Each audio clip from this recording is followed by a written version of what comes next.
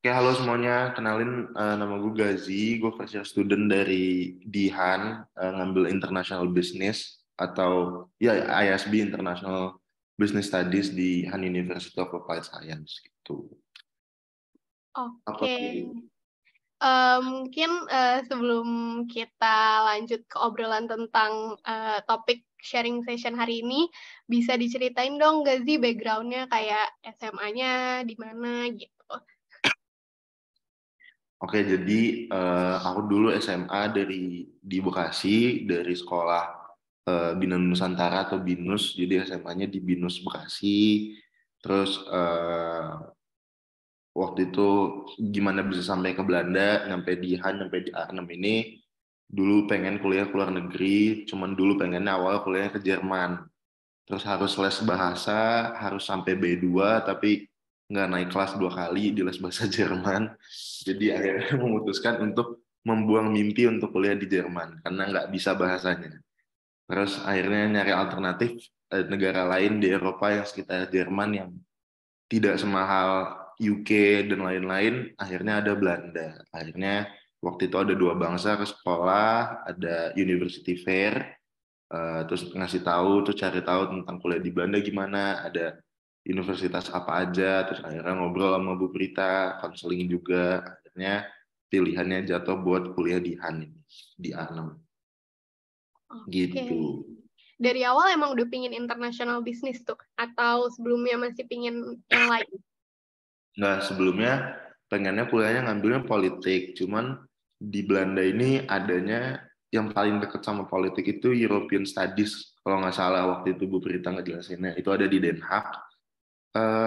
Kenapa akhirnya nggak ngambil European Studies? Karena aku menganggapnya waktu itu kurang generalis gitu, dia terlalu fokus di Eropa doang gitu, nggak ngebahas politik secara global. Jadi akhirnya memutuskan ya udah berarti ngambilnya yang lebih general, yang bisa nanti lebih apa ya, lebih banyak opsinya di saat nanti nyari kerja atau magang dan lain-lain. Akhirnya pilihan kedua jatuhnya ke international business gitu. Oke, berarti emang awalnya bukan mau ke international business ya. Terus eh, kepikiran buat mau kuliah di Jerman atau mau kuliah di luar negeri itu alasannya apa tuh Gazi? Boleh di-share nggak? Kalau dari aku jujur karena nggak dibolehin kuliah di Indonesia, harus ke luar negeri. Terus waktu itu opsi pertamanya tuh yang tadi Gaji Jerman itu, diusir, diusir dari gaji rumah. dibuang. Ya, jadi di rumah ayah sama bunda lebih suka banyak anjing sama kucing mungkin. Jadi anak-anaknya diusir-usirin. Jadi saya diusir dari rumah, harus keluar dari rumah. Pilihannya waktu itu ke Jerman, cuman nggak lulus-lulus tes bahasanya. Jadi akhirnya ya udah yang pakai bahasa Inggris di mana? Ada di Belanda, ya udah tuh. Menarik, menarik. Nah, setelah akhirnya udah keterima di Belanda, terus preparation buat berangkatnya masih inget nggak tuh Gazi gimana? Ngapain aja? Apa yang perlu disiapin? Hmm. Pokoknya aku keterima, dapat dapat acceptance letternya di akhir tahun 2021, di Desember 2021. Terus habis itu tuh baru mulai nyiapin semua tuh di bulan bulan Maret apa, di bulan Maret itu waktu itu inget mulai dikasih tahu housingnya bisa di mana aja, mulai lihat-lihat, terus nentuin akhirnya tinggal di sini, di Helix, tinggal akhirnya di sini. Pilihannya tuh ada dua, seingat aku, entah di Bergstraat atau di Helix. Di Helix akhirnya, terus itu di bulan April kalau nggak salah, nentuin tempat tinggal, terus mulai lengkapin data-data buat bikin visa, terus di bulan Juni bikin visa, bikin apa, izin tinggal dan lain-lain, terus pelunasan pembayaran ke kampus itu semua di bulan Juni. Pokoknya di bulan Juli itu udah tinggal packing, nyiapin barang-barang, apa aja yang mau dibawa gitu-gitu. Tapi administratifnya, surat-surat, seingatku semua selesai di bulan Juni. Termasuk juga kayak apa sih Bu namanya, ngelegalisir semua tuh, mulai akte lahir, paspor dan lain-lain, ditranslate bahasanya gitu-gitu. Itu di bulan Juni udah selesai semua sih. Berarti bulan-bulan ini harusnya lagi fokus housing ya, lagi ngurusin housing. Ya lagi lihat-lihat opsi housingnya apa aja, mau yang di mana gitu. Gazi kan waktu itu sama kembarannya juga berangkat waktu itu, tapi beda kota ya Gazi ya. Ya kembaranku Gaina di Den Haag. Sebentar Bu, aku sambil buka jendela. Panas. Terus gimana Gazi tinggal di Helix selama setahun? Mungkin di-share juga buat insight ke teman-teman di sini yang lagi mikirin housing. Oke, mungkin kalau teman-teman di sini ada yang mau tinggal di Helix, sebenarnya kalau di Helix bentukannya ini. Tergantung teman-teman ngambil yang mana. Jadi aku ngambil yang 4 kamar, jadi sharing berempat. Ini ruang rame-ramenya, dapurnya segini. Ada yang gede, ada yang kecil. Ini ada Davin juga, dia second year international business. Halo Davin. Biasanya tadi kalau subuh sahur rame-rame di sini, jadi ini masih banyak bekas makanan dan lain-lain. Jadi di sini, kita room tour buat teman-teman yang penasaran. Jadi ini ada kitchen di sini, ini bagi berempat, ada kulkas bagi berempat. Ini ruang kayak ruang makannya gede gitu kalau di Helix. Terus di sini koridor. Nah, di sini ada 4 kamar. Salah satunya kamar kita, 3-nya lagi roommate yang lainnya, sharing toilet dan juga tempat mandi dan mesin cuci juga, sama kitchen sama kulkas. Tapi di Helix juga ada kamar yang satu kamar sendiri yang kayak studio itu di atas gitu. Cuman aku konsiderasinya di atas males naik turunnya, mesti naik lift. Kalau ini buka pintu langsung masuk kamar, jadi lebih enak dan bisa langsung kalau ke kampus telat nggak mesti lewat pintu depan, bisa keluar lewat jendela. Jadi lebih enak di lantai 1 atau di lantai ground floor lah. Aku milihnya gitu konsiderasinya. Jadinya di sini. Oke, berarti buat teman-teman yang mau sharing nih bisa dicatat insight Ya, dari Gazi. lebih begini bentuknya kamarnya, tipe-tipenya sama semua. Kalau ada yang mau nanya juga boleh nih langsung di drop di chat, di room chatnya, biar bisa langsung dijawab sama Gazi. Yang boleh mau pada nanya langsung suara juga nggak? Boleh, boleh kalau ada yang mau nanya. Bentuk mesin cucinya gimana, bentuk showernya gimana, boleh nanti di room tourin satu-satu. Oke, berarti ini kan udah mau setahun ya, berarti udah mau selesai nggak sih, Gazi? Ya udah mau selesai rentnya di sini, jadi udah mulai nyari-nyari rumah buat second year. Oke. Nah, ada pertanyaan tuh Gazi di chat. Halo, boleh diinfo berapa rent fee-nya? Kalau yang kamar kayak aku gini, yang bentukannya kayak gini, yang sharing berempat, itu di 455 euro sebulan. Tapi kalau yang di atas, yang sendiri, yang studio, jadi dapurnya di dalam, kulkasnya di dalam, yang sharing itu cuma toiletnya doang, itu dan kamarnya jauh lebih gede, jadi segede gini nih, segede tempat ini, kamar kalian doang. Itu harganya di 500 nggak nyampe 550, pokoknya selisihnya hampir 60 euroan lah antara yang berempat sharing sama yang sendiri-sendiri gitu. Tergantung teman-teman, kalau misalnya nggak nyaman ada roommate, males takut roommate jorok atau apa, yang sendiri. Tapi kalau aku mikirnya males naik turun, di bawah lebih enak, lebih enak lah di bawah dibanding di atas, ya mending di bawah. Oke, udah terjawab ya nih pertanyaannya. Oke. Hmm, Mungkin aku mau nanya juga Kak, kalau misalnya boleh. ada teman-teman yang mau tinggalnya di Bergstraat di Montevia, masih ada kan ya Bu opsinya kalau nggak Helix Montevia kan? Masih. Nah, jadi kalau di Helix ini keunggulannya adalah dekat sama kampus. Kalian bisa lihat ada gedung di situ. Nah, itu kampus. Kelihatan itu? Kelihatan kan? Itu ada gedung. Kelihatan. Nah, itu kampus kita. Jadi benar-benar 5 langkah dari rumah kampusnya. Jadi nggak mungkin telat. Kalau telat keterlaluan. Dan saya masih suka telat. Tenang. Nah, kalau di Montevia itu kayak Helix, nggak ada yang kamar sendiri. Jadi sharing berempat juga. Di Montevia sorry, di Montevia bertiga. Jadi dalam satu rumah itu ada 3 orang kayak gini sharing bertiga. Tapi nggak segede Helix tempatnya, nggak se-spacious ini. Kamarnya pun lebih kecil, ruang tamunya lebih kecil dan jauh dari kampus. Tapi dia letaknya di city centrum. Jadi itu benar-benar lengkap, semua apapun di sana ada. Walaupun di sini pun ada, tapi bedanya itu di sentrum gitu. Sentrum itu kayak 20 menit lah naik bus dari sini, karena beberapa stop kan, kayak sekitar ya 10 menitan lah naik bus. Tergantung teman-teman milihnya gimana. Di angkatanku ada juga yang milih untuk tinggal di sentrum karena dia mikirnya lebih gampang gitu mau kemana-mana. Terus misalnya kalau nanti teman-teman mutusin mau buat kerja part time di luar kota atau sering jalan-jalan atau ngunjungin teman saudara di luar kota, lebih enak tinggal di Montevia di sentrum. Cuman jauh dari kampus. Tapi akhirnya orang-orang yang tinggal di Montevia akhirnya bawa kasur tinggalnya di Helix karena lebih dekat ke kampus. Jadi terserah teman-teman nanti mau gimana tinggalnya. Tuh. Oke, Ini berarti ada ada plus minusnya ya. Iya, ini ada plus pertanyaan lagi nih. minusnya. Tergantung lagi.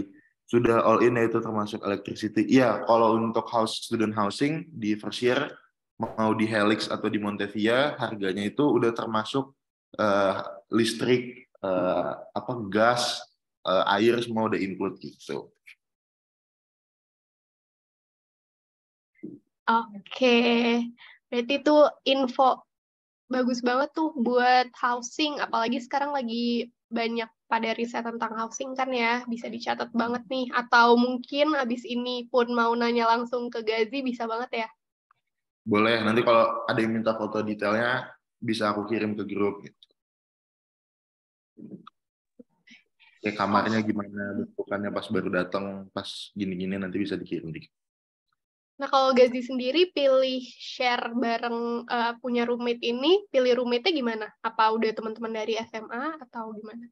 Enggak, harusnya itu satu rumah ini orang Indonesia semua, harusnya. Jadi waktu sebelum jalan kan udah ada grup nih, Oh, misalnya harusnya Bu, tar dulu Bu, ini emang yang lain konyol-konyol Bu.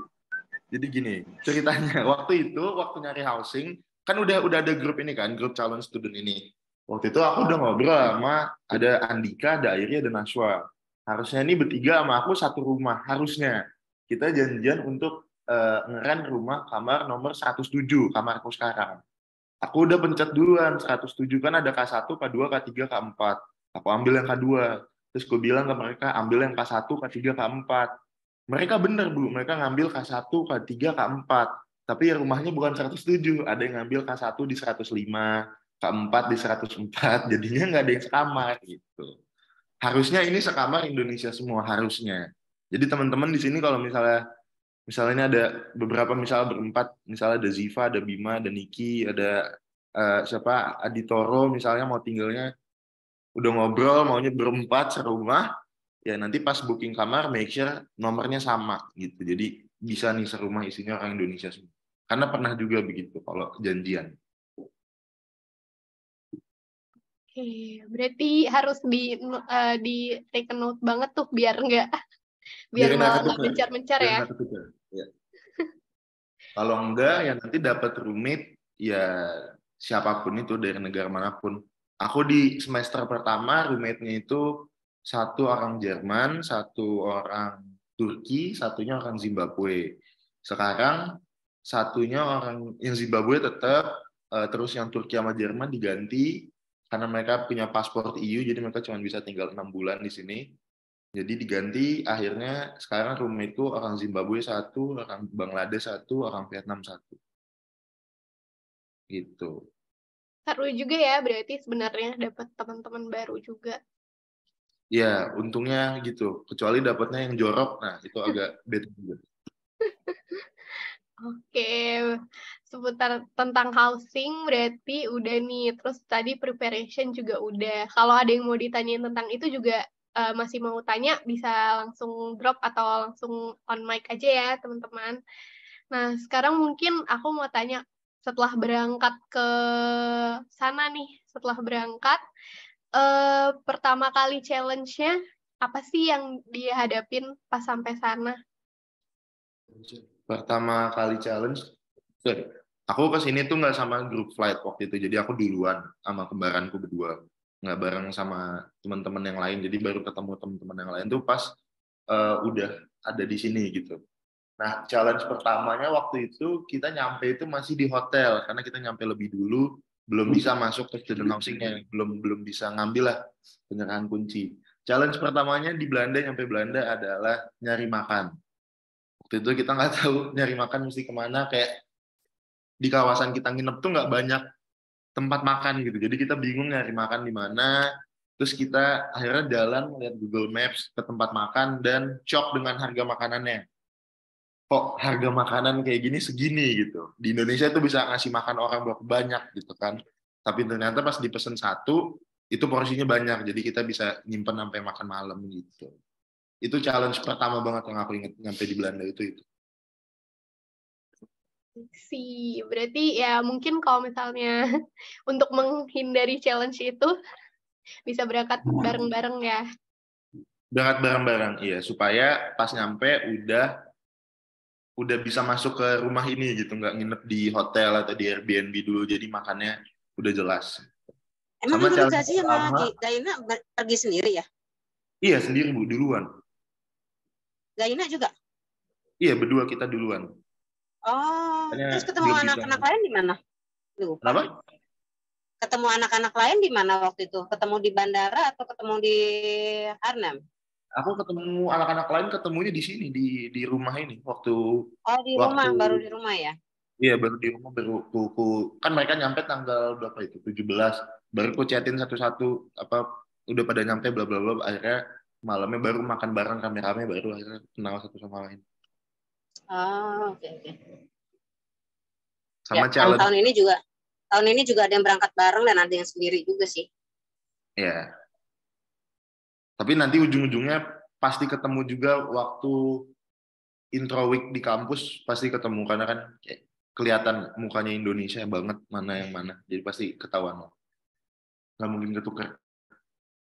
Terus challenge kedua, waktu pertama nyampe Belanda itu naik bus, aku sempat diem di halte itu sejam, karena ternyata salah halte untuk naik busnya.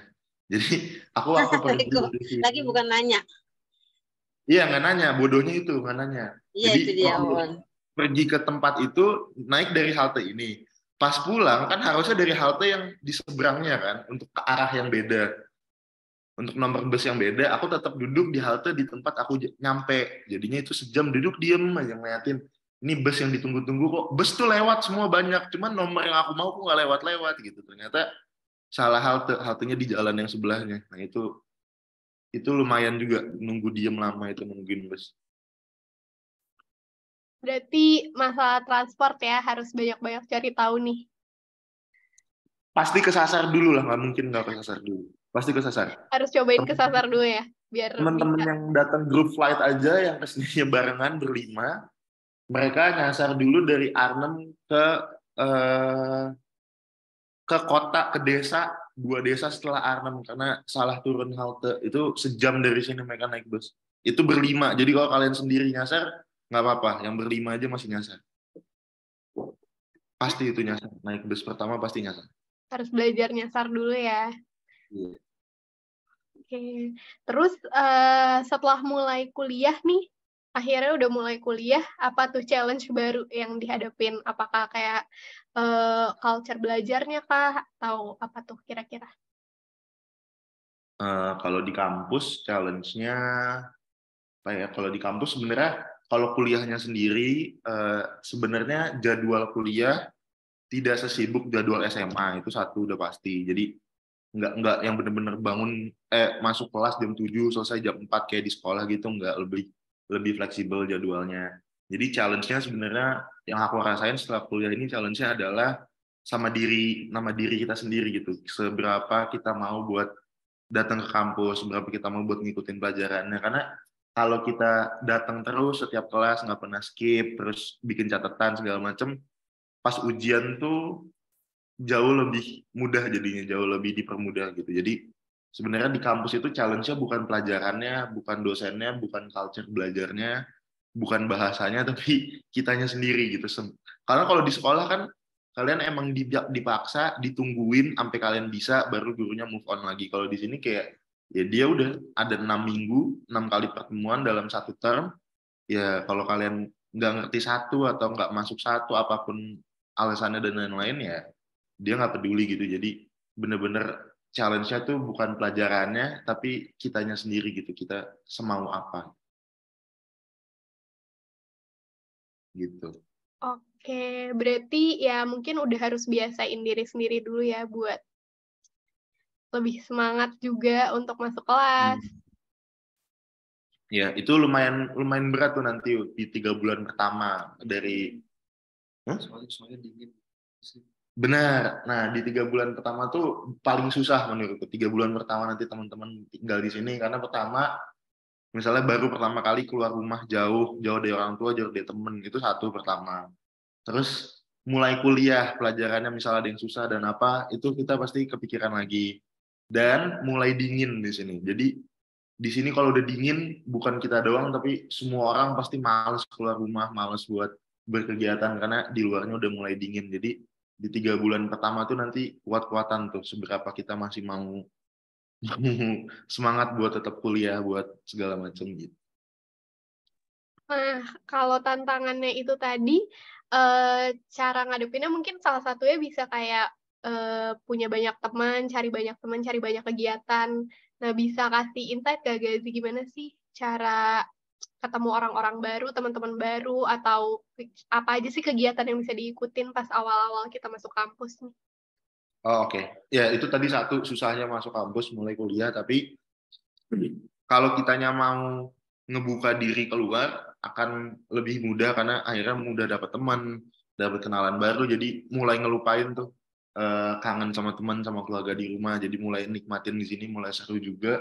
Kalau di Han sendiri di kampus, em, kalau misalnya sama orang Indonesia pasti nanti bakal ketemu di acara PPI, itu bakal ketemu hampir semua orang Indonesia di sini. Jadi kalau teman Indonesia itu pasti jauh lebih cepat. Mungkin di 2 minggu pertama udah bisa kenal semua, udah bisa nongkrong semua. Tapi kalau teman-teman di kampus di 2 minggu pertama tuh masih susah karena di 2 minggu pertama masih intro week, jadi belum kelas yang intens. Jadi sama classmate belum sedekat itu. Tapi nanti udah mulai kelasnya pasti sama classmate-nya juga dekat-dekat juga kayak teman-teman di sekolah aja. Tapi kalau nyari teman di luar di kelas, biasanya itu di kampus itu ada kayak organisasi-organisasi juga yang teman-teman bisa join, kayak ada namanya ISB. ISB itu kayak International School of Business, tapi dalam bentuk organisasinya. Jadi mereka bikin acara tiap hari Kamis di sekolah atau di luar sekolah. Itu teman-teman bisa ikut buat nyari teman baru, kenalan baru gitu. Atau sebenarnya sama aja kalau nyari teman di sini, ujung-ujungnya kayak di Indonesia juga, temannya teman kita nanti ikut main, jadi nongkrong, jadi kenal juga, begitu terus aja, kayak apa polanya begitulah, mirip-mirip, nggak jauh beda sebenarnya. Tergantung kitanya mau terbuka apa sama yang lain.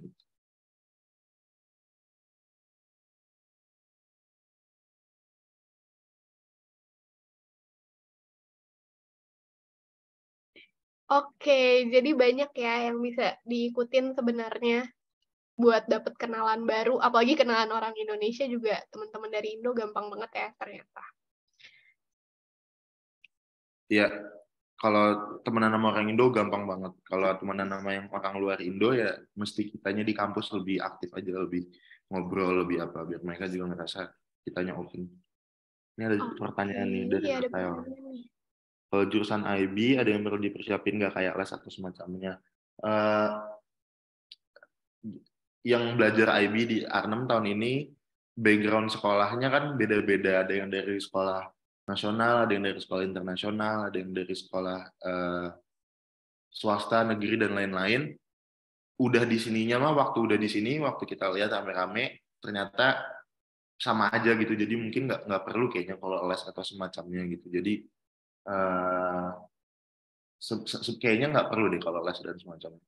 Kecuali nanti mungkin matematika buat misalnya ada yang kekurangan dalam hitung-hitungan, ya matematikanya di lesnya lagi gitu, atau Inggris atau apa. Tapi kalau udah merasa cukup atau average ya kayaknya nggak perlu deh, nanti ngerti sendiri kok di sini. Gitu, Natael. Terus ini dari Irna. Untuk makanan sehari-hari apakah masak sendiri atau ada kantin? Di kampus ada kantin. Tapi jangan expect kantinnya jual cimol atau telur dadar atau nasi goreng. Yang murah di sini kantinnya nggak enak dan mahal. Jadi nggak usah makan di kantin.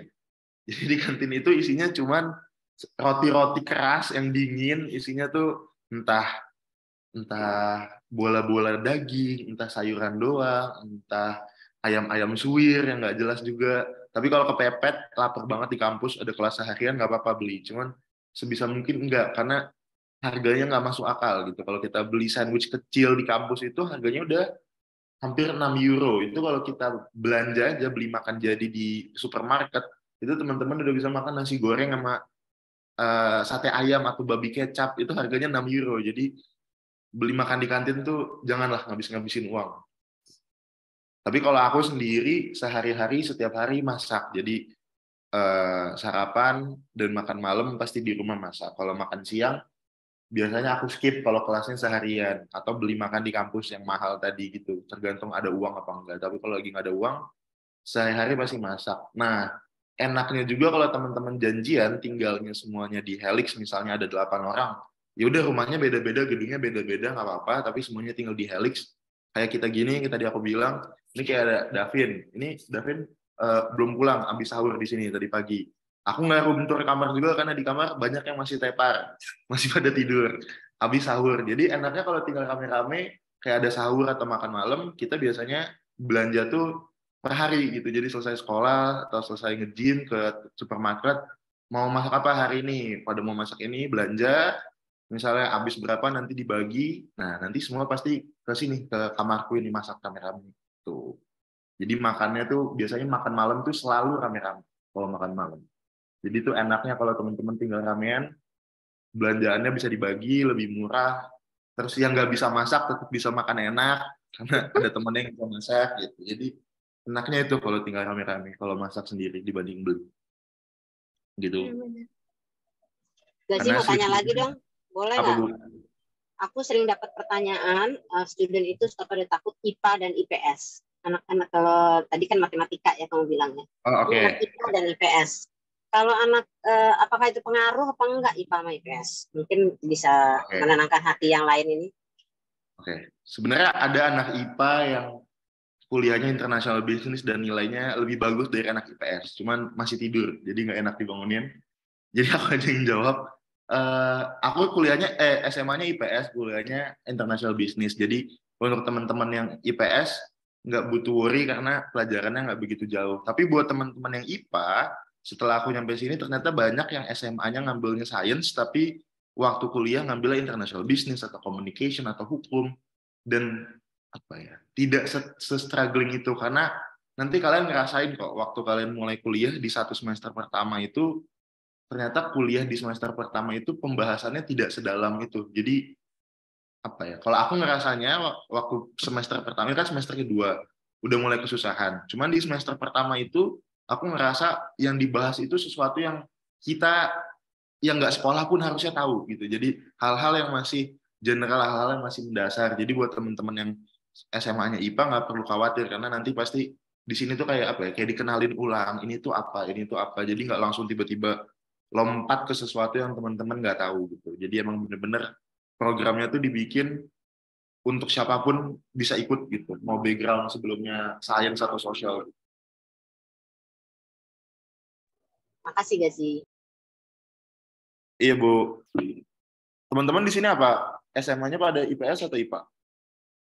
Terus SMA-nya dari mana aja? Mungkin boleh pada cerita-cerita on mic atau kalau juga mau share-share on mic bisa, biar kita ngobrol-ngobrol. Tahu yang lain juga gimana? Biar kenalan. Biar nanti halo kasih. Halo. Ya, saya papanya Niki. Mau nanya nih. Ya, Niki kan rencananya masuk International Social Work. Ya, oke. Ada nggak yang temanmu yang masuk jurusan itu dan seperti apa yang setahu kamu gitu loh jurusan itu? Bu, sorry Om, aku tanya Bu Vita dulu. Bu, International Social Work itu di Nijmegen bukan Bu? Ya betul. Oke, yang di Nijmegen. Di Nijmegen itu untuk International Social Work itu ada orang Indonesia perempuan juga Om. Dia tahun ketiga tahun ini. Aku lupa namanya, tapi nanti aku bisa cari tahu. Mungkin tadi Om ayahnya siapa, sorry? Niki. Mungkin Niki nanti bisa nanya ke aku bisa share kontak si orang ini, jadi bisa nanya langsung ke dia. Dia perempuan juga dari Indonesia, udah tahun ketiga. Gitu. Yang aku tahu tuh, yang aku kenal tuh dia doang, seingatku yang ngambil International Social Work di Nijmegen ini. Gitu. Oke. Ya, thank you Gassi.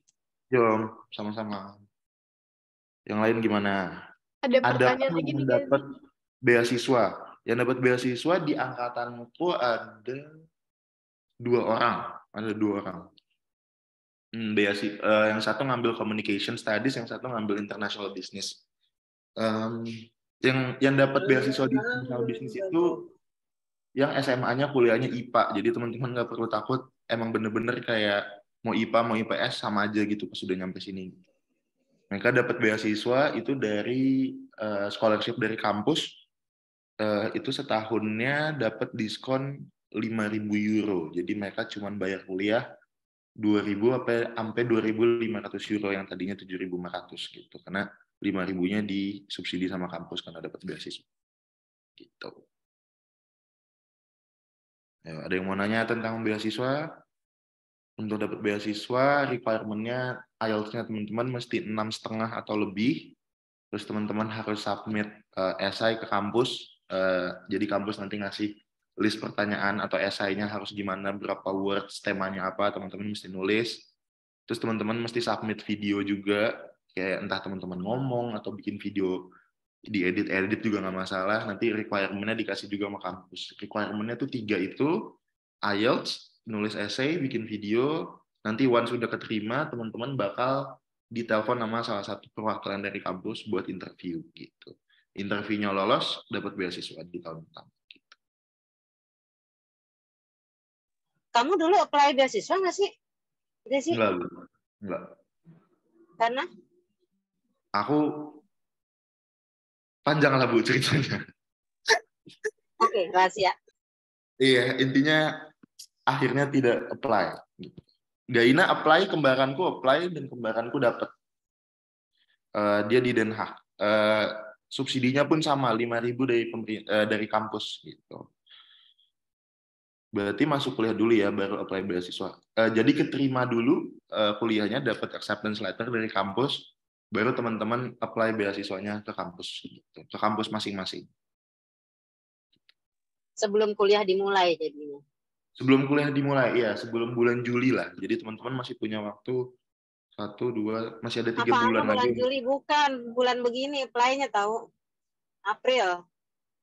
Iya, tapi jangan mepet-mepet ke waktu berangkat teman-teman, karena setauku untuk kalian teman-teman apply visa pelajar itu teman-teman harus menyertakan bukti pembayaran ke kampus. Jadi kalau misalnya udah bayar baru dapat beasiswa, bukan nggak bisa, tapi nanti di sininya ribet ngurusin pengembalian uangnya dan lain-lainnya. Jadi sebisa mungkin sebelum apply visa udah keluar surat bahwa dapat beasiswa. Gitu. Ya, betul. Apply beasiswanya soalnya bulan April. Per 1 Ya, April harusnya. Cuma ini kan lagi weekend ya. Mungkin mereka belum dapat surat juga. Paling hari Senin kali. Di kampusnya juga lagi exam week, jadi mungkin orang-orang di kampusnya juga lagi sibuk di minggu pertama April ini. Gitu. Oke, berarti yang mau apply beasiswa bisa mungkin mulai disiapin dari sekarang kali ya, jangan terlalu belakangan. Iya. Boleh nanya lagi nggak? Boleh Bu. Yang teman-teman yang lain juga mau nanya apa aja boleh. Nggak harus tentang... Kesulitannya apa di international business? Biasanya orang suka pada nanya, Tante, international business itu susah apa enggak? Sama finance susahan mana? Sama komunikasi susahan mana? Gimana?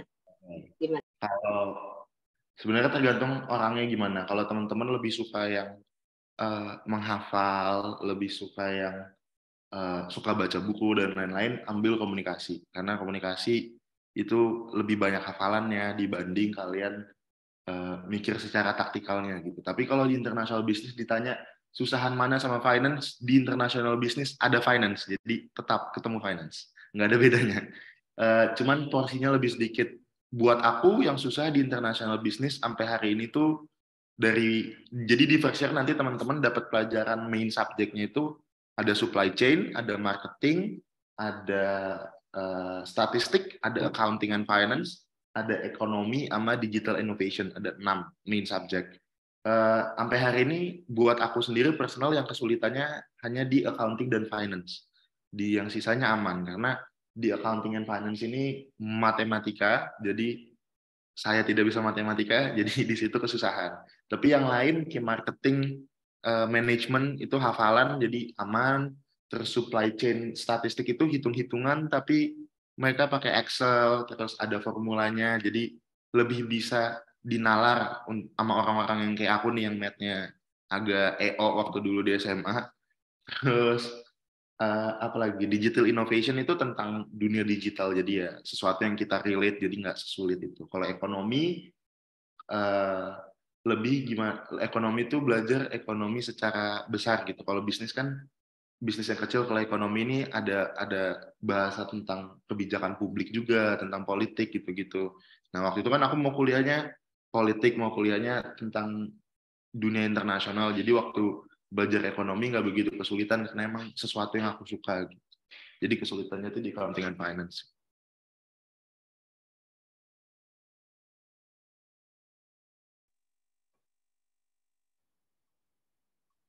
Oke, pertanyaan selanjutnya dari Irna. Adakah student yang ambil S2 di sana jadi lulusan S1 di Indo? Banyak, tapi tidak di Arnhem. Jadi di Arnhem ini, di Han Kampus ini ada yang S2, cuman aku belum pernah nemuin orang Indo yang S1-nya di Indo, S2-nya di Han. Tapi kalau nanya yang S2 di sini, orang Indonesia banyak, populasinya banyak. Ada kota-kota memang di Belanda yang isinya 99% anak S2, nggak ada S1. Yang paling terkenal itu ngambil S2 di Belanda ini ada 3 kota. Yang satu itu ada Wageningen. Wageningen itu 15 menit dari Arnhem. Terus naik kereta ya. Terus ada Delft. Delft itu 10 menit naik kereta dari Den Haag. Terus ada Deventer. Deventer itu agak ke utara sedikit. Nah itu 3 kota yang mostly isinya anak-anak S2 yang S1-nya di Indonesia. Iya, karena mereka S1-nya rata-rata pakai bahasa Belanda. Jadi memang di situ rata-rata S2 yang orang Indonesia. Ya, orang yang di kota-kota itu. Jadi S2-nya di sana gitu. Kak, ada tips nggak buat berangkat ke Belanda sendiri? Technically aku nggak sendiri karena aku ada kembaranku. Jadi kalau ada yang susah, dia yang lebih ngerti sebenarnya. Cuman waktu kesini berdua doang itu kesulitannya, kalau sama grup kan enak, udah di arrange teman-teman. Kalau kesusahan rame-rame, udah ada yang koordinasi lah. Kalau sendiri itu kan bener-bener kita sendirian. Jadi kesulitannya waktu itu sebisa mungkin nyari yang transit, nggak perlu mindahin koper. Jadi transit tuh koper dipindahin. Iya, karena kalau kalian milih pesawat yang misalnya transit 3 jam, transitnya cuma 3 jam tapi kalian harus mindahin koper, itu bener-bener amazing race di bandara. Itu enggak banget. Jadi sebisa mungkin cari yang kalau berangkatnya sendiri nggak sama grup, transit yang kopernya dipindahin. Jadi teman-teman tinggal pindah pesawat, nggak mesti mindahin barang-barang dan lain-lain. Oh iya, benar kata Davin juga. Waktu kesusahannya itu, waktu teman-teman sampai di Belanda, itu kesusahannya dimulai kalau jalan sendiri. Karena dari Schiphol Airport, teman-teman misalnya mau ke Arnhem, itu kan mesti naik kereta. Itu kan kita bener-bener buta tuh, kereta di sini tuh kayak gimana, beli tiketnya kayak apa, rutenya kayak gimana. Jadi jangan sampai kesasar kereta juga, karena kalau kesasar bus, masih enak bisa naik bus pulang. Kalau kesasar kereta itu wah, udah puyeng banget.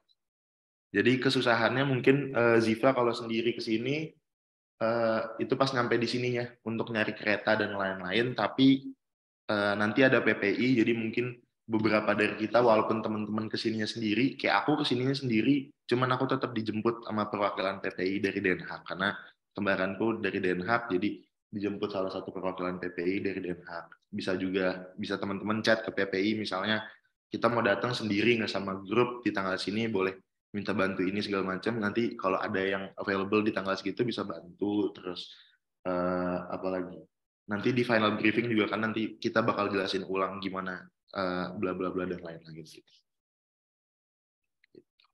Buat Ziva tadi pertanyaannya. Terus Irna, Kak Gazi, kalau parents itu bisa visit ke housing di sana? Bisa. Jadi ayahku udah kesini di bulan Desember kemarin waktu winter break, dan karena hotel di sini mahal, jadi lebih baik tinggalnya sebenarnya di sini. Jadi tidurnya di kamarku gitu. Aku beli kasur pompa, akhirnya aku tidur di kasur pompa, aku tidur di kamar di kasurnya gitu. Hari ini pun masih ada ibunya salah satu teman di angkatanku itu lagi di sini udah 2 minggu juga tidurnya di kamarnya dia. Gitu. Jadi bisa banget. Nggak ada peraturan yang strict kok di sini kayak untuk orang nginep atau segala macam. Kan tadi aku bilang juga ada yang rumahnya di sentrum tapi karena malas bolak-balik ke kampus akhirnya kasurnya dibawa ke sini jadi tinggalnya di sini sama yang lain gitu. Jadi nggak masalah juga sebenarnya di sini kayak gitu. Gitu, Irna. Oke, mungkin aku mau nanya lagi nih Gazi. Kalau kalau di international business, buat tugas sehari-harinya atau mungkin project-projectnya tuh kayak gimana sih? Mungkin bisa diceritain juga nih. Kalau tugas sehari-hari, jadi sebenarnya tadi kan aku bilang ke teman-teman ada 7 pelajaran inti. Teman-teman itu kan di setahun itu dibagi dalam 4 term. Jadi 3 bulan, 3 bulan, 3 bulan, 3 bulan. Jadi kuliahnya tuh 6 minggu, ujian lagi 2 minggu, kuliah lagi 6 minggu, ujian lagi 2 minggu, kuliah lagi 6 minggu, gitu 4 kali diulang. Nah, satu periode itu teman-teman cuma dapat 3 pelajaran inti dari 7 tadi. Jadi di split tuh. Ada semester yang belajarnya manajemen marketing, supply chain sama digital innovation atau ekonomi, ada yang accounting, statistik sama manajemen. Jadi dibagi. Untuk tugas kesehariannya kayak aku sekarang lagi dapat yang periode yang dapatnya isinya statistik, accounting sama manajemen. Jadi kalau manajemen sendiri itu basically teman-teman datang ke kelas, gurunya ngejelasin, itu kelas yang lumayan bikin ngantuk karena itu penjelasan aja. Kita di rumah itu jarang dapat tugas, jadi kita pulang ke rumah tuh ya hampir nggak ada, manajemen itu tugas tuh hampir nggak ada. Jadi teman-teman ke rumah pulang baca catatannya lagi yang tadi dicatat di kampus, hafalan. Tapi kalau untuk statistik dan accounting itu setiap habis kelas pasti dikasih tugas. Tapi tugas di sini sistemnya itu kalau teman-teman mau kumpulin silahkan, nggak mau kumpulin ya udah gitu, konsekuensinya masing-masing gitu. Sebenarnya teman-teman mau apa enggak gitu. Nah, accounting sama statistik itu tugasnya dikasih setiap habis kelas, di kelas berikutnya nanti ngebahas soal yang dikerjain di rumah gitu. Jadi sistemnya begitu untuk accounting sama statistik. Dan kalau menurut aku mending dikerjain karena itu kan matematika, jadi makin kita ngerjain soalnya makin ngerti gitu. Tapi kalau untuk beberapa pelajaran biasanya tugas-tugasnya jarang harus disubmit. Terus tadi Kanaya nanya juga tentang project. Jadi setiap periode itu di luar 3 pelajaran inti, teman-teman bakal dapat pelajaran pastinya itu 3 inti, terus dapat Inggris, atau nanti begitu ngambil bahasa lain dapat juga Dutch atau Jerman atau French atau Spanish. Terus teman-teman juga dapat kayak PPD itu kayak apa ya, coaching gitu. Jadi teman-teman dibantu untuk ngedevelop teman-teman belajar social skill, terus pokoknya kelas yang isinya teman-teman kayak apa ya, kayak ngobrol gitulah sebenarnya. Dan ada satu lagi pelajaran wajib itu yang pasti ada, itu project. Dan project kelas ini satu-satunya kelas yang teman-teman nggak boleh skip satu kali pun. Jadi dalam satu periode itu ada 6 minggu, ada 6 kelas project. Teman-teman miss satu, bisa jadi harus ngulang kelasnya itu. Jadi project ini pelajaran paling sakral di Han University of Applied Science ini.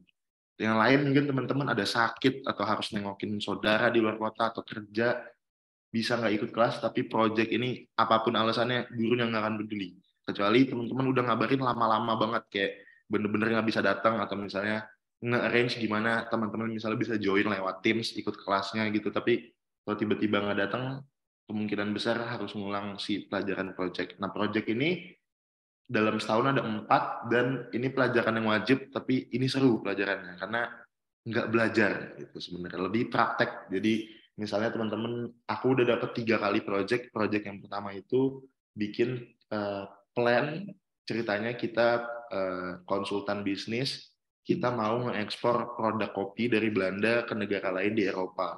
Jadi kita benar-benar ke tempat kopi, ngelihat harga kopi berapa, ngelihat banding-bandingin bentuk packaging ke supermarket, terus bikin planning ekspor, bisa nyari tahu juga, atau misalnya kayak aku waktu itu mau ekspor ke kopi ke ke Inggris dari Belanda. Ada temanku yang kuliah di Inggris, walaupun maksudnya bukan dari kampus gitu. Aku punya teman, kita jadi nanya-nanya juga di sana, minum kopi gimana, bla bla bla. Jadi seru banget project-project itu. Terus yang kedua, projectnya tentang operation, jadi gimana kantor bekerja. Jadi kita benar-benar datang ke store-nya McDonald seharian, ngeliatin mereka ngapain aja, ada yang kurang apa aja, nanti kita review di kampus gitu. Pokoknya project-project ini jaminan pasti seru-seru lah kelas project-project ini. Oke, berarti prakteknya ya dari apa yang sebenarnya udah dipelajarin. Betul. Jadi project biasanya di hari Jumat. Jadi Senin sampai Kamis teman-teman belajar, Jumat pembuktiannya bisa nggak nge-apply teori-teori dari Senin sampai Kamis tadi. Oke, seru-seru. Nah, ini ada pertanyaan lagi nih, Gazi.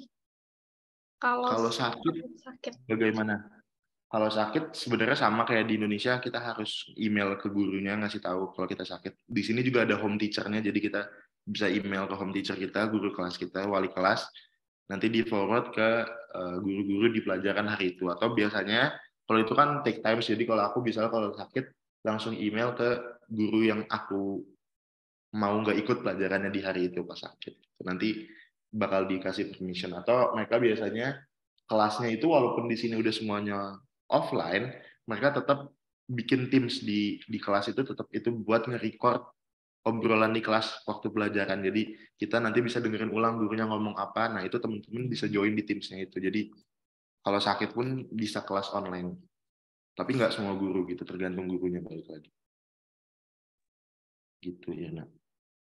Oke. Terus tadi Gazi bilang examnya tuh ada 4 kali ya dalam setahun. 4 kali exam. Bisa diceritain kayak gimana sih ujiannya di sana?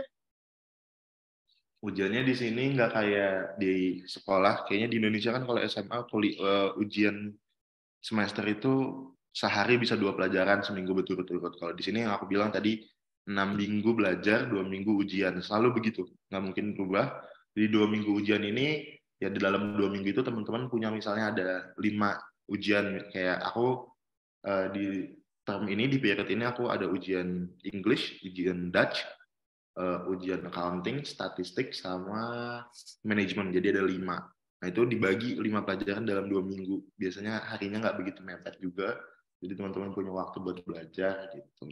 Ujiannya jadi sehari cuma 1. Kalau ujiannya. Oke. Berarti sebenarnya nggak sama kayak gimana kita di SMA dulu ya? Ya, nggak sepadat itu jadwal ujiannya. Jadi lebih enak.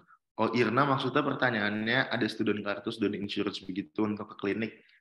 Kita sebagai international student nanti teman-teman itu bayar, kan dari 2 bangsa ada totalnya tuh, bayar buat kuliah, buat tempat tinggal, itu kan di total di pembayaran pertama itu udah include biaya untuk insurance. Jadi wajib untuk international students itu punya insurance. Jadi teman-teman punya insurance, setahun itu bayarnya kalau nggak salah 500 euro atau 600 euro. Nanti di tahun kedua teman-teman mesti bayar lagi sendiri. Itu 500 euro itu setahun, itu kalau kalian, aku waktu itu baca sama teman-teman di sini, dapatnya apa aja, yang bisa di cover apa aja, itu benar-benar kalian sakit apapun harusnya biayanya 0 gitu, kalau ke rumah sakit. Tapi di Belanda, teman-teman sakit nggak bisa langsung ke rumah sakit kayak di Indonesia. Misalnya di Indonesia, teman-teman nggak enak badan atau mules, bisa langsung ke dokter, dikasih obat, pulang. Di Belanda kalau teman-teman cuman mules atau nggak enak badan, nyampe rumah sakit disuruh pulang.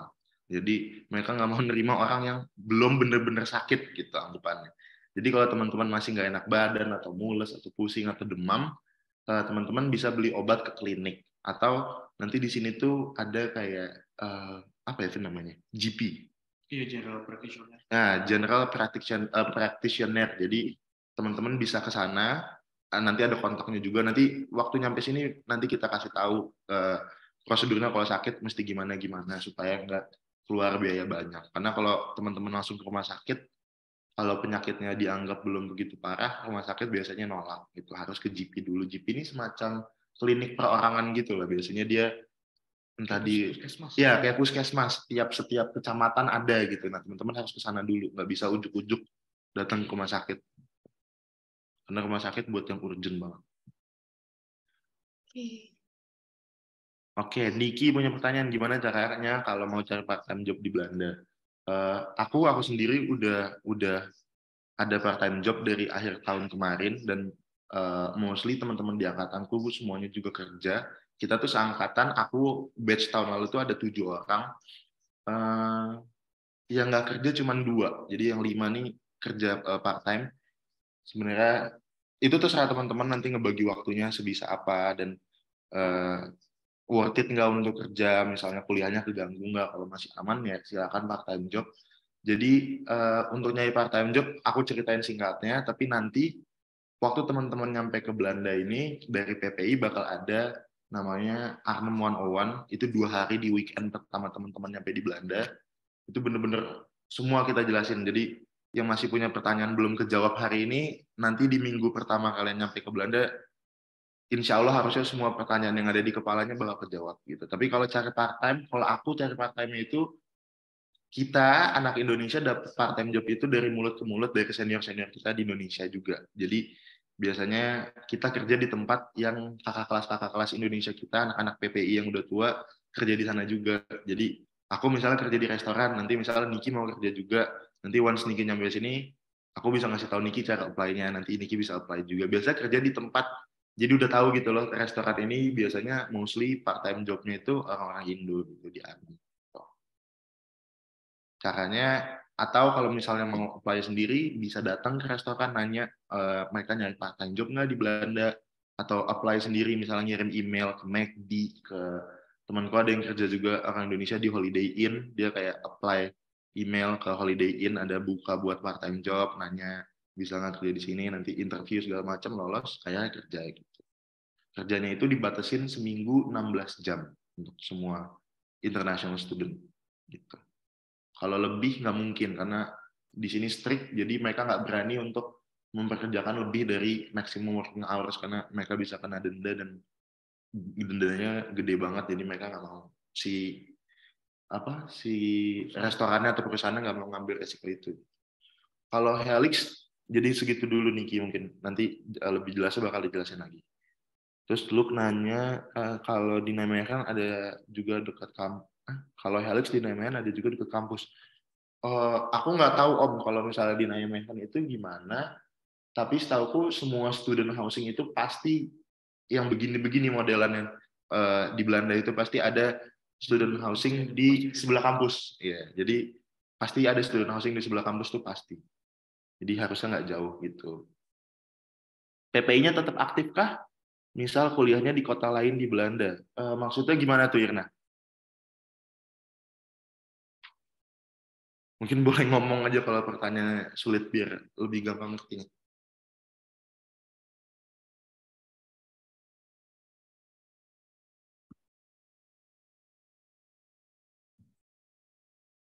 Maksudnya tetap membantu, kebetulan ini saya parent. Oh, Irna ini parent. Oke, Tante, sorry.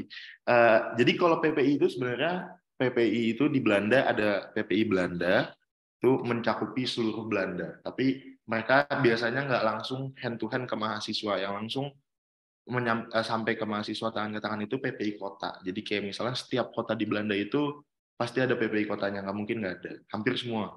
Jadi kayak di Arnhem, di Nijmegen itu ada PPI-nya masing-masing.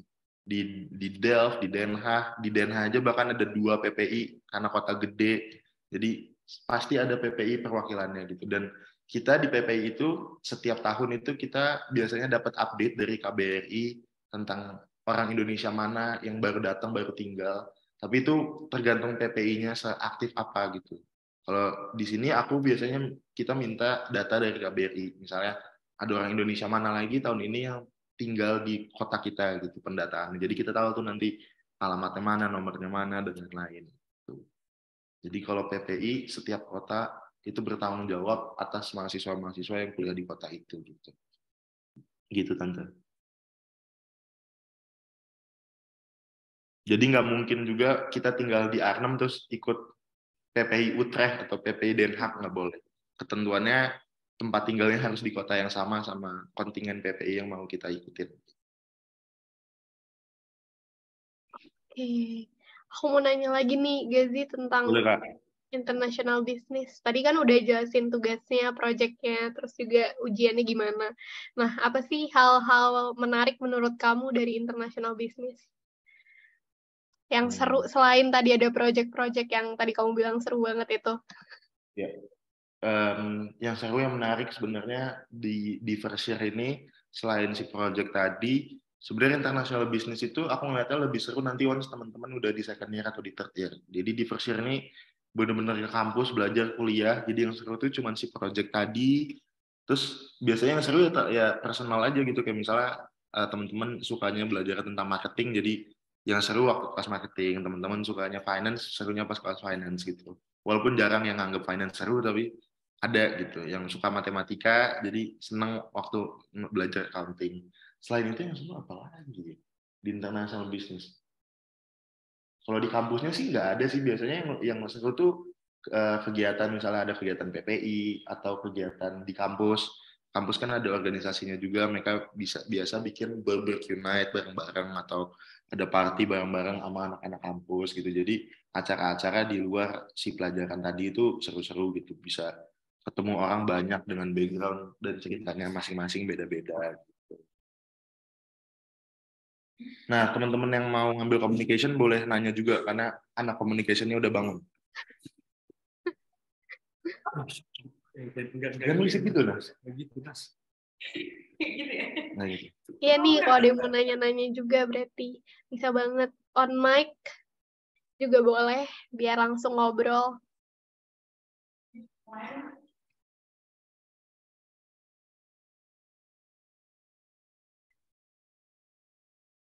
Kalau belum ada yang nanya, aku nanya lagi deh kalau gitu. Boleh nggak? Selain tadi kan ada kegiatan-kegiatan yang di luar belajar juga ya sama teman-teman dari program studi yang sama.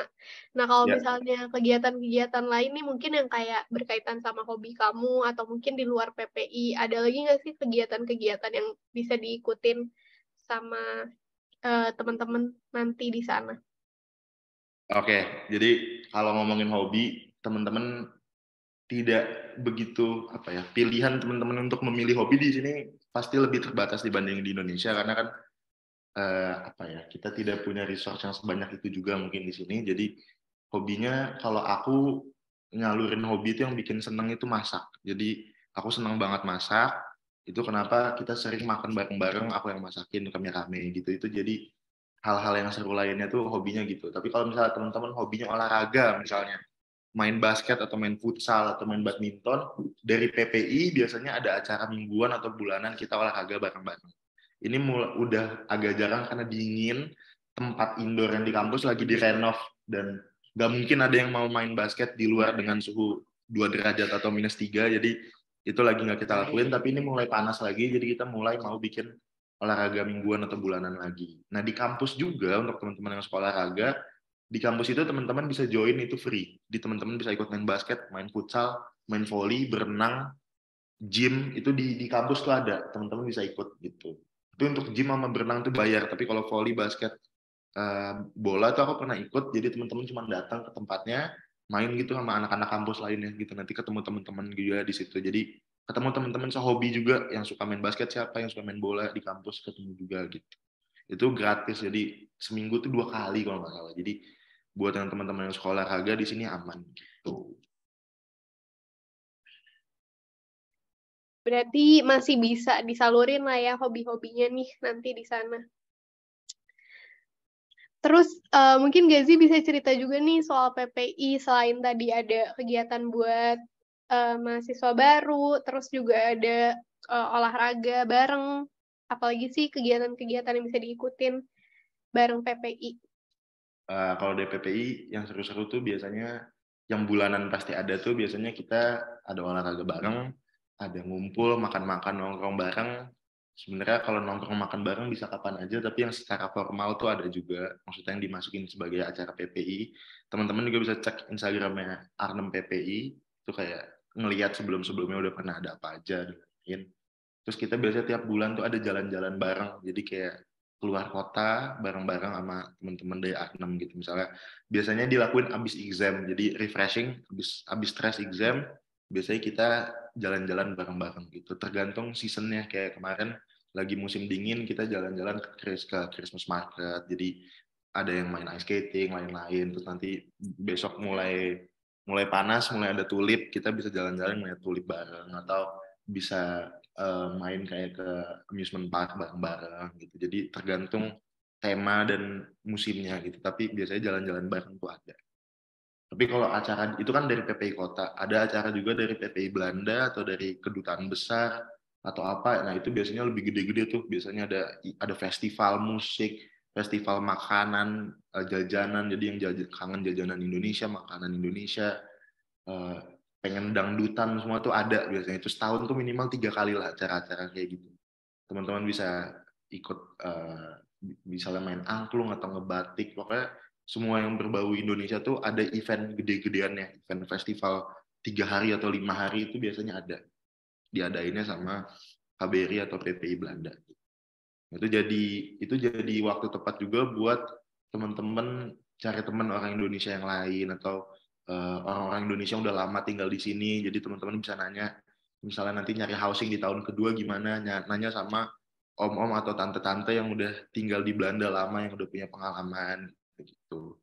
Biar saling kenal juga gitu. Misalnya nanya masjid Indonesia di mana, atau teman-teman gereja yang pakai bahasa Inggris atau bahasa Indonesia karena mostly pakainya Dutch jadi susah ngerti. Jadi kalau misalnya mau ada kebaktian, ada misa, teman-teman yang Katolik atau Kristen bisa nanya gereja yang pakai bahasa Inggris atau bahkan bahasa Indonesia. Di Arnhem ini ada GKIN, jadi ada gereja Kristen Indonesia, ada gereja Katolik Indonesia, tapi nggak ada masjid Indonesia. Jadi masjidnya itu kayak aku Jumatan atau sholat yang besar gitu biasanya di masjid Turki. Jadi ya, atau enggak Maroko. Di Arnhem itu ada masjid Turki atau masjid Maroko. Tapi untuk teman-teman yang Katolik atau Kristen, di sini ada gereja Kristen Indonesia, ada gereja Katolik Indonesia. Jadi aman. Bahasanya mau bahasa Jawa, bahasa Sunda, bahasa Medan bisa semua. Gitu. Oke, berarti banyak yang bisa ditanyain juga ya di sana sebenarnya. Betul. Jadi nanti makin teman-teman lama di sini yang awalnya kangen rumah, sebenarnya bisa ngebawa suasana rumah itu ke sini juga pada akhirnya, kayak dengan ngumpul sama teman-teman di PPI, nongkrong sama orang-orang Indonesia. Karena capek banget nanti ngerasain kayak misalnya seharian tuh nggak ketemu orang Indonesia atau seminggu nih nggak ketemu orang Indonesia, itu seminggu kalian bener-bener ngomong tuh either bahasa Belanda atau bahasa Inggris, itu kan capek gitu. Jadi begitu ketemu nih ngomong orang Indonesia bisa ketawa-tawa ngobrol, itu bener-bener lepas banget lah gitu. Apalagi misalnya tiap minggu ke gereja ketemu orang-orang Indonesia atau sholat Jumat sama orang-orang Indonesia tuh bener-bener apa ya, ngebikin ngerasa kayak di rumah aja gitu, lebih enak. Oke, ini ada pertanyaan Di sekolah ada discrimination nggak dari siswa Eropa atau negara lain? Misalnya kalau tugas mereka bikin kelompok sendiri.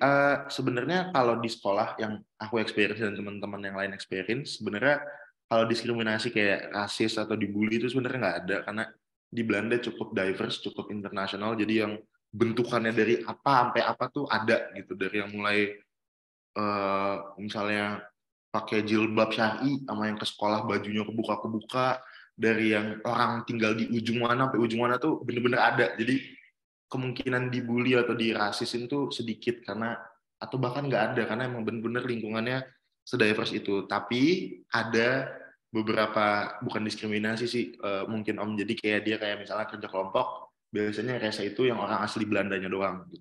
Jadi walaupun kita international university, biasanya di kelas tuh masih ada tuh 4-5 orang asli Belanda yang benar-benar native, lahir dan besar di Belanda. Nah biasanya ini yang agak rese ini yang orang-orang asli ini gitu, merasa tuan rumah. Jadi biasanya mereka kalau ada grup project mereka maunya bareng, tapi di kampus itu ada peraturan nggak boleh grup project negaranya. Misalnya ada grup project berempat, nggak boleh dari 4 itu negaranya sama semua. Jadi 4-4-nya harus dari negara yang beda. Kecuali misalnya di kelas itu, kayak di kelasku itu banyak orang Vietnam, ada 6, jadi nggak mungkin. Jadi ada 2 kelompok yang isinya ada 2 orang Vietnam baru dibolehin. Tapi di pertama-tama nggak boleh satu negara itu dalam satu kelompok tuh nggak boleh. Jadi nggak ada lagi kemungkinan kayak diskriminasi dan lain-lain. Oke. Terus nanti bisa jadi temen juga nggak tuh guys setelah ngerjain project bareng? Benar, biasanya dapat teman-teman di kelas itu dari kelas project, karena di project itu benar-benar duduknya bareng, mesti datang visit ke company atau ke toko, ke supermarket itu bareng-bareng. Jadi biasanya dapat teman yang dekat di kelas itu dari kelas project itu. Oke. Terus tadi aku juga dengar Gazi sempat mention tentang kalau misalnya nggak ketemu orang Indonesia, ngomongnya either pakai bahasa Inggris atau pakai bahasa Belanda. Nah, waktu mau berangkat ke sana atau baru nyampe sana, Gazi tuh udah sempat belajar bahasa Belanda belum sih?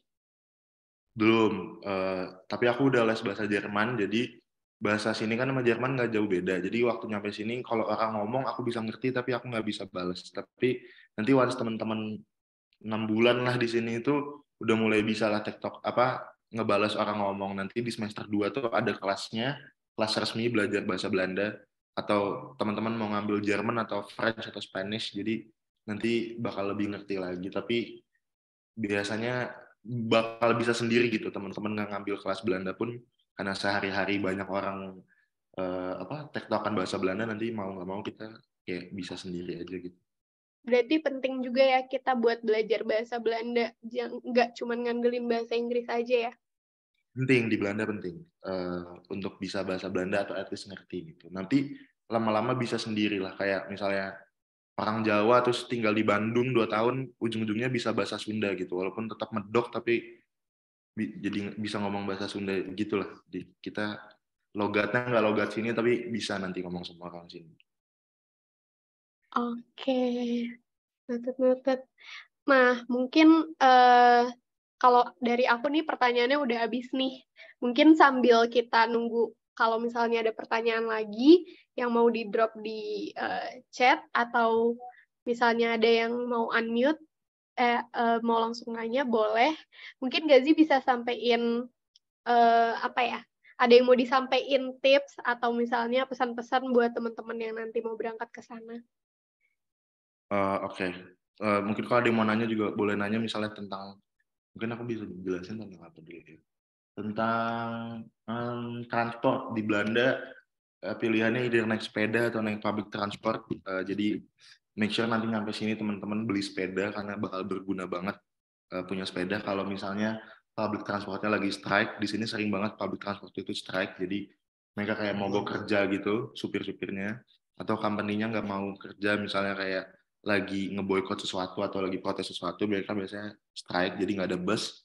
Jadi punya sepeda ngebantu banget. Terus bisa juga naik bus atau naik kereta, tapi di awal-awal pasti ada sekali 2 kali kesasar dulu, tapi setelah itu gampang banget ngertinya karena ada aplikasinya, jadi teman-teman bisa track semua bus kereta itu datang jam berapa, kalau telatnya berapa, ada rute yang diganti harus naik apa, itu bener-bener semua di satu aplikasi gitu. Jadi kalau transport mungkin 2 minggu udah di sini udah bisa tutup mata lah nyampe ke mana-mana. Untuk jurusan komunikasi internship mulai semester berapa ya Kak? Kak jawab sini Kak. Dan itu part time atau full time? Silakan dijawab. Internship untuk komunikasi itu mulai di tahun ketiga. Jadi itu either kalian mau semester 1 atau semester 2 di tahun ketiga itu bisa mulai internship gitu. Dan itu part time ya. Jadi full time. Part time atau full time? Internshipnya full time. Itu full time, cuma kadang biasanya kalau kakak kelas aku sekarang masih ada yang WFH, WFO gitu. Jadi kayak nggak fully di office. Jadi tetap kerja tiap hari gitu. Ya. Selama 6 bulan. Dan nggak ke kampus? Nggak ke kampus. Benar-benar fokus untuk kerja. Nanti setelah itu buat laporan gitu tentang internship-nya. Kayak buat portfolio. Yep. Gitu. Kalau buat internship. Buat international business, sama aja sama kayak komunikasi. Internship itu di tahun ketiga. Bisa di semester 1, semester 2. Tergantung nilai teman-teman di tahun pertama kayak gimana. Udah kasih tahu nggak ya? Apa? Tahun pertama mempengaruhi internship dan itu tadi yang gue bilang.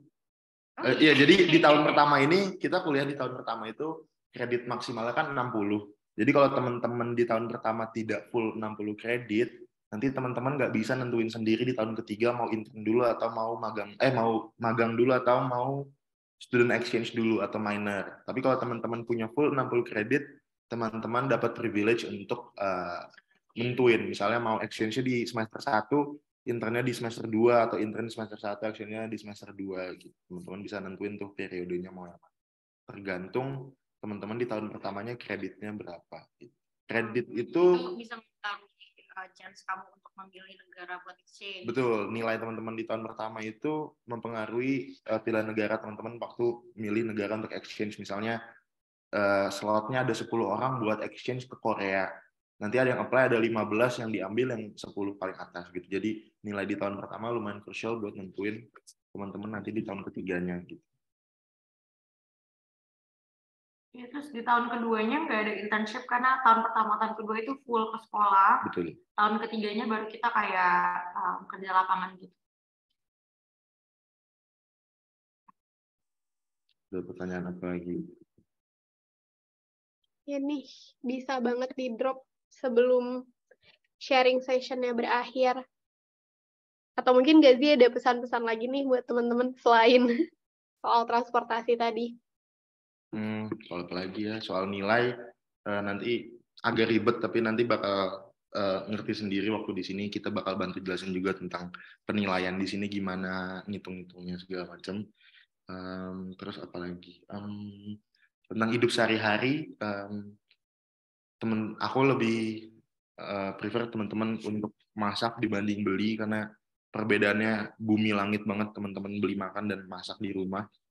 Masak tuh maksudnya nasi goreng nugget dan telur itu kan udah enak juga. Jadi nanti kita di sini bakal buat teman-teman misalnya yang belum pernah masak nasi, belum pernah goreng nugget, nggak tahu nyalain kompor gimana, takut minyak segala macam. Itu nanti dari PPI itu ada pelatihannya gitu waktu teman-teman nyampe sini buat make sure teman-teman bisa nyalain mesin cuci, bisa ngeringin baju, bisa ngepel, bisa ngevakum, bisa ngerebus air, bisa goreng nugget dan lain-lain gitu. Jadi itu bakal kita make sure teman-teman punya basic skill buat bertahan hidupnya itu. Jadi karena kalau masak dan beli makanan itu di luar seporsi bisa 15 euro rata-ratanya, 10 sampai 20 euro. Itu sekali makan. Jadi kalau teman-teman makan sehari 3 kali, udah 45 euro atau 780 ribu rupiah.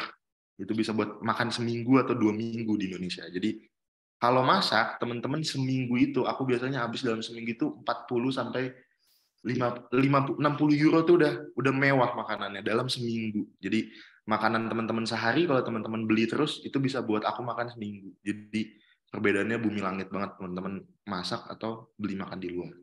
Gitu kan? Iya, benar. Itu tips untuk di sini untuk ngehemat dan bisa nabung. Program student exchange study itu semester berapa Kak? Itu either di semester 5 atau di semester 6 di tahun ketiga. Yang kayak guys sudah mention tadi kayak kalau kalian nilainya itu bagus di tahun pertama kalian bisa milih kalian mau exchange dulu ya buat student exchange-nya. Jadi di tahun ketiga itu teman-teman nggak ada di kampus, jadi teman-teman itu fully di luar kampus, student exchange ke negara lain atau kampus lain di Belanda.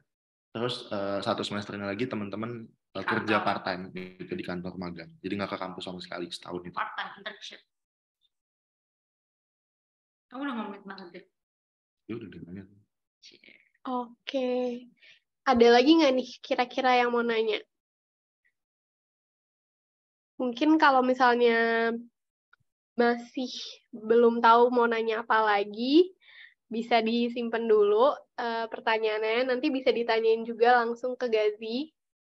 Bisa lewat Ya, mana aja di Instagram. boleh WhatsApp langsung ke nomor yang ada di grup. Atau kalau mau lebih cepat dibalas, teman-teman bisa DM ke Instagramnya PPI Arnhem. Nanti kita balasin pertanyaan teman-teman di sana. Okay. Tentang apapun tinggal di Belanda, tentang apapun sesimpel sereceh apapun, boleh ditanyain nanti kita jawabin satu-satu. Oke. Mungkin dari aku udah nggak ada pertanyaan lagi nih. Dari Gazi ada pesan terakhir buat teman-teman, mungkin semangat atau... Ya buat teman-teman yang udah keterima, selamat. Buat teman-teman yang lagi nyari scholarship, mulai apply scholarship, semangat. Sebenarnya kalau kita nulisnya niat dan bikin videonya cepat, biasanya lebih apa ya? Di sini untuk dapat scholarshipnya tidak sesulit itu sebenarnya. Kalau kitanya ngerjain semuanya benar gitu. Ini bukan lebay tapi maksudnya memang mendapatkannya. Kalau kita melakukannya gini. Dapat gimana jelasin? Kebetulan aku dapat scholarship sama satu teman aku lagi. Itu jadi kalau misalnya kalian beneran sepengen itu pasti dapat. Iya. Karena nggak sesusah itu sebenarnya karena mereka menawarkan ke banyak orang gitu. Jadi kalau kalian niat pasti dapat. Semangat. Jadi uang 5.000-nya bisa kalian pakai belanja kayak nasi. Gitu. Ada lagi pertanyaan lagi mungkin yang lain? Apa udah Kak? Belum ada pertanyaan lagi nih. Mungkin nanti bisa langsung tanyain langsung ke Gazi aja kali ya. Kan Gazi juga udah ada di grup nih. Jadi bisa Boleh. langsung di chat sama teman-teman. Lewat Instagram. Gazi mau nanya, Gazi kalau udah lulus mau pulang nggak? Apa Bu? Gazi kalau udah lulus mau pulang. Aduh. Gazi nggak mau pulang, Bang. Gazi nggak mau Dimas, pulang. Enggak Bu. Saya kalau aku setelah lulus pengennya pulang, cuman secara realistis memang tidak bijak kalau pulang. Gitu.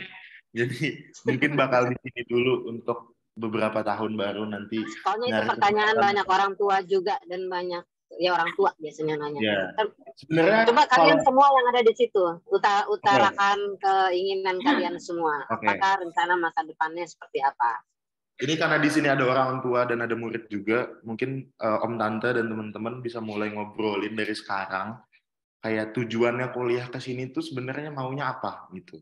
Dan setelah selesai kuliahnya maunya ngapain? Karena kalau kita ngomong realistis, once teman-teman duduk di sini, mungkin teman-teman yang punya bayangan nanti selesai kuliah aku mau pulang ke Indonesia nyari kerja. Sebenarnya secara realistis itu mimpi yang jauh gitu. Jadi setelah teman-teman lama di sini, udah setahun atau 6 bulan di Belanda, teman-teman atau Om Tante bakal makin realize bahwa kita udah kuliah di sini, secara realistis dan secara kalkulasi ke depannya dan lain-lain, akan lebih bijak kalau kita setelah lulus stay di sini dulu. Karena untuk dapat gaji yang lebih besar dulu, teman-teman bisa settle lebih cepat dibanding teman-teman start di Indonesia. Dan karena kalau teman-teman kuliah di luar negeri juga, dari cerita-cerita orang-orang, kalau teman-teman kuliah S1 di luar negeri, di Eropa, atau di Amerika, teman-teman pulang ke Indonesia itu, teman-teman tidak punya value added apa-apa. Sebenarnya teman-teman tidak, dianggap lebih tidak berexperience dibanding teman-teman kita yang kuliahnya di Indonesia. Jadi emang lebih baik setelah lulus kerjanya di sini dulu. Karena lebih gampang, dibayarnya lebih banyak, jadi teman-teman bisa start lebih awal, bisa nabung lebih banyak, baru mungkin setelah beberapa tahun misalnya mau S2 atau apa, atau ada kesempatan di Indonesia baru pulang ke Indonesia. Tapi kalau langsung pulang mungkin agak kurang bijak gitu, karena sulit juga buat kita si anaknya juga kalau misalnya mau langsung. Ya tergantung masing-masing. Ya tergantung kesepakatan Om Tante dan teman-teman masing-masing gitu. Ini kalian semua berpendapat sama di situ? Ada backing vokal soalnya.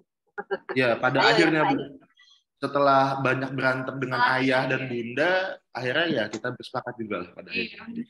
Benar-benar. Om Tante dan teman-teman siap-siap bercekcok di grup keluarga. Iya. Karena pasti setahun pertama atau mungkin di waktu-waktu krusial isi grup keluarga adalah perdebatan tentang ini. Jadi kita sudah capek. Gitu. Jadi setelah banyak cekcok diem-dieman dengan ayah bunda, akhirnya akhirnya ada konklusinya juga gitu. Katanya dulu disuruh pergi, terus sekarang disuruh pulang. Enggak Bu, dulu disuruh pergi, sekarang disuruh nggak boleh pulang kayak gitu. Jadi pokoknya ribet lah itu, nanti gimana Om Tante dan teman-teman diskusi masing-masing maunya gimana dan lain-lain. Pasti berantem lah, pasti itu nggak mungkin secara baik-baik, nggak mungkin. Pasti cekcok. Perlu berantem sih. Tapi nanti ada conclusion-nya gitu. Akhirnya teman-teman atau Om Tante maunya gimana ke depannya. Kayaknya itu mau kuliah di mana aja, pasti pembicaraan itu bikin berantem di grup WhatsApp keluarga. Pasti ada pembicaraan itu sih, Tuan Poin. Iya, pasti. Apa benar, Davin? Benar banget. Gitu. Oke. Nah, ada lagi nggak di pertanyaan Bu Prita atau yang lain? Apa mungkin tentang? Enggak sih. Tadi udah mewakili pertanyaan-pertanyaan orang tua yang mereka tanyain ke aku. Anak-anak di sana pulang nggak? Terus kalau anak saya nggak pulang, gimana ya Bu? Waduh, gimana ya? Mungkin sebaiknya kayak tadi Gazi bilang, mau bicarain dulu. Tapi sih rata-rata anak-anak pada nggak mau pulang gitu kan?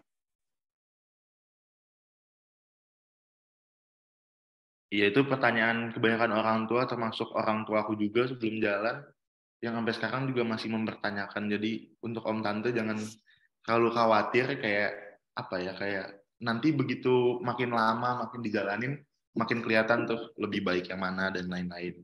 Walaupun banyak cekcoknya juga pasti sama teman-teman sama anak-anaknya gitu, karena pasti kan maunya orang tua sama mau anak beda, jadi pasti banyak perdebatan di situ lah. Nanti kenceng-kencengan aja sebenarnya. Tuh. Jadi kalau pulang ke Indonesia buat jalan-jalan ya itu terserah om tante, misalnya mau setahun sekali atau setiap summer pulang, atau om tante yang kesini waktu summer gitu ya bisa aja kalau itu.